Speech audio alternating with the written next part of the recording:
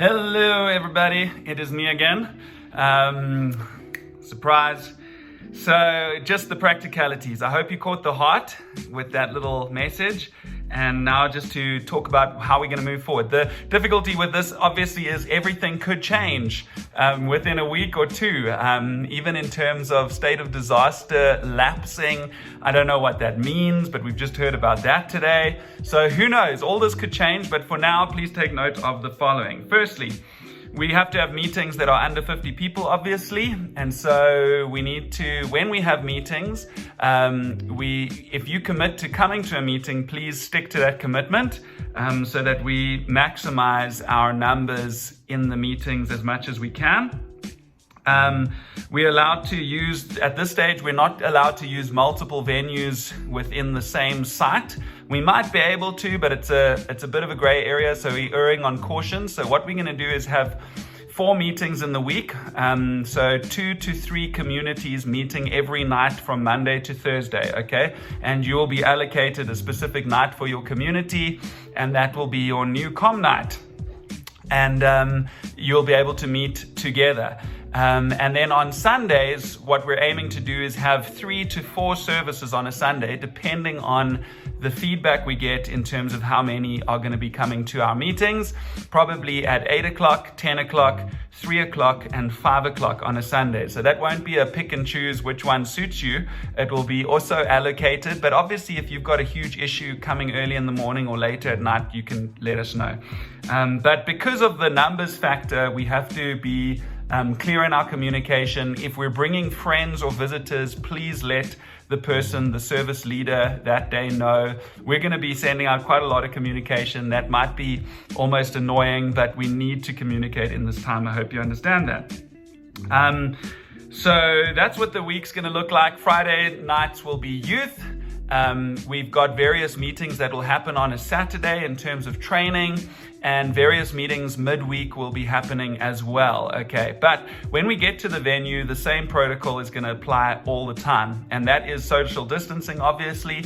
When you actually start to space out 50 chairs, it's amazing what a huge space you need, which obviously is going to be a little bit awkward, and it's going to force us out of our comfort zones. If you speak, you're going to have to speak up if you want to speak to the whole group. And I want to just encourage you to just go beyond your normal personality and all of that. So social distancing applies. And although we can't be hugging each other, there's no hugging and love and affection that we would usually want to do. Some of you guys might be very happy about that. But unfortunately, we can obviously do the shoulder, not the shoulder, the arm tap, elbow pump, or whatever you call it. And so let's still go out of our way to be loving, inviting towards one another when we are able to just greet, etc. But social distancing applies.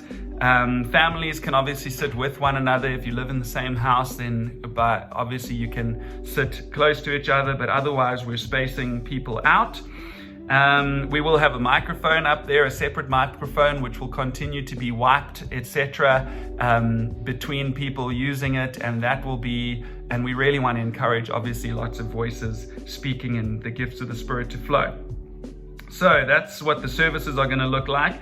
When you get there, there's a protocol in terms of entrance. Some of you might be used to this in terms of your workplaces, but there is going to be a register that needs to be filled in with all your details, details of who you live with, your address, all of that. So there's a whole tracing system in place in case, positive COVID virus cases are found, then we need to be able to trace who was in that meeting and warn people, etc., if they might need to be tested.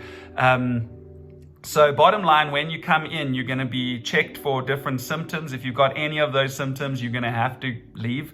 If you don't have a mask, you're going to have to leave. And you're going to have to obviously clean and sanitize as you come in. We've got all of that set up.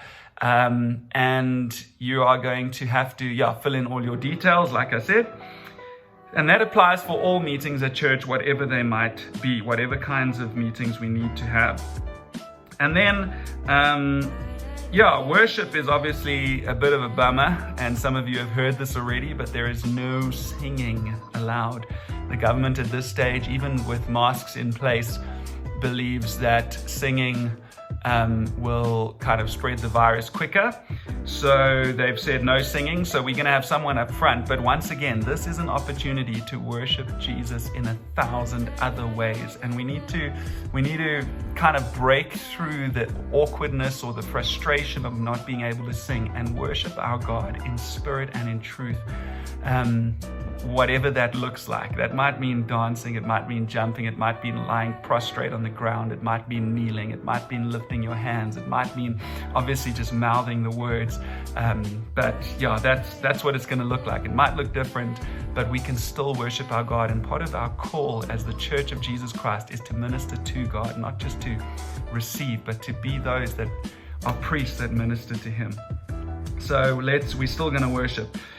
Also, there is no socializing before or after the meeting, so we're not going to create space for this. We're not going to have tea and coffee, and so we're going to encourage people to arrive early so they can do the whole procedure. So please don't come late, arrive early, do the whole procedure of getting in, but when the meeting starts, we're going to start. When it ends, you're going to have to start moving out.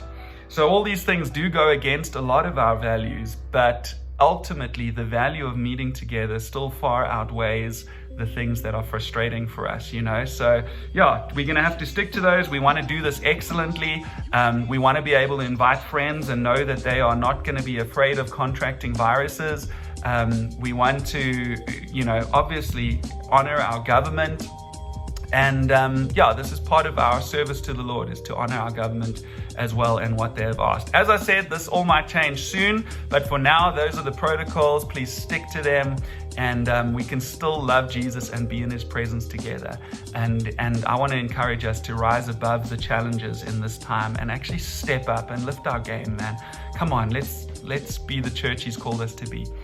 Awesome, guys. Love you all. Cheers.